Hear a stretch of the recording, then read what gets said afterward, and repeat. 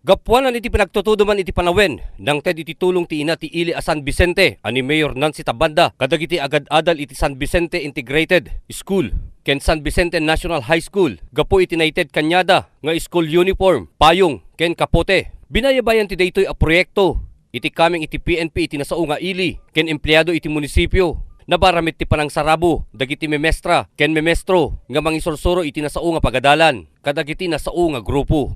Nakita na gamin nga siguro awan ti linong dito binakang may basa, tapos kailangan talaga this rainy season. Kaya nga si Mayora very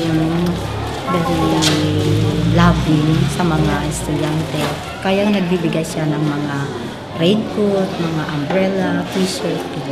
Nakunapit ti district supervisor nga adda iti imuna nga naikanen ti school supply nga 300 nga estudyante. Tayo nang keda iti nagpaan, chairs, tables, through the initiative of Mayor and Vice Mayor.